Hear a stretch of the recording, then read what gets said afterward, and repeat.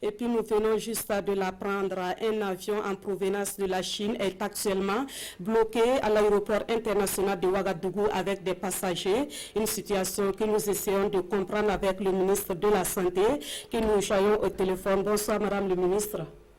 Bonsoir madame. Alors comme je le disais, il semble qu'un avion a atterri à l'aéroport de Ouagadougou avec à son bord des passagers présentant des signes de Covid-19. Qu'en est-il exactement?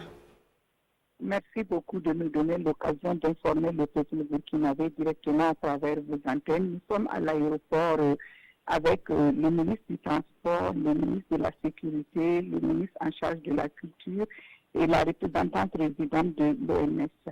C'est vers 14 heures que nous avons reçu, en tout cas avant l'atterrissage de l'avion, que nous avons reçu de par nos services de surveillance et la coordination de la lutte contre le Covid-19.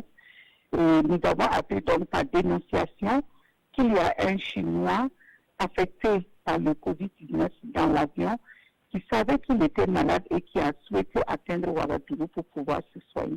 Donc cette information reçue nous a amené à toucher les premiers responsables de l'aéroport avec le ministre du Transport et on s'est déporté.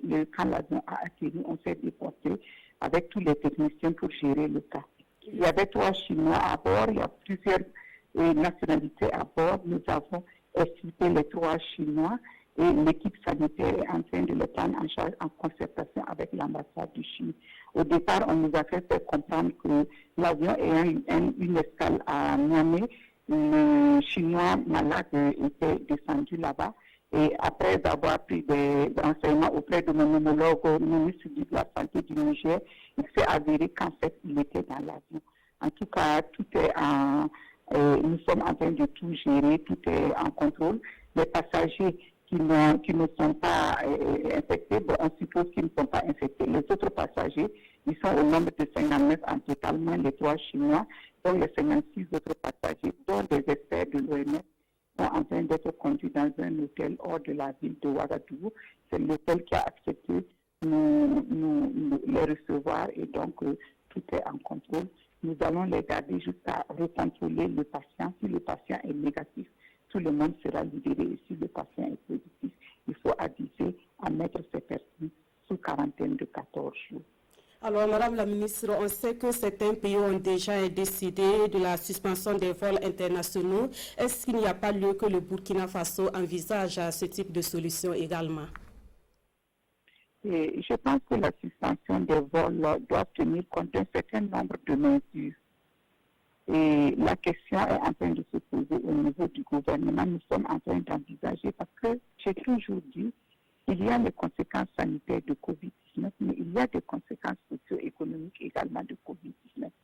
Donc, il faut toujours apprécier nos positions en fonction de ce qui peut aller dans le sens du bonheur des populations. Donc, vraiment, c'est en étude, mais pour le moment, nous, on ne peut pas dire qu'on a fermé les frontières.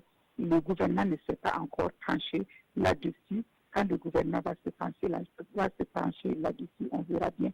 Mais en tout cas, pour toute décision prise, nous mettons en équation les conséquences socio-économiques et les conséquences sanitaires de la maladie.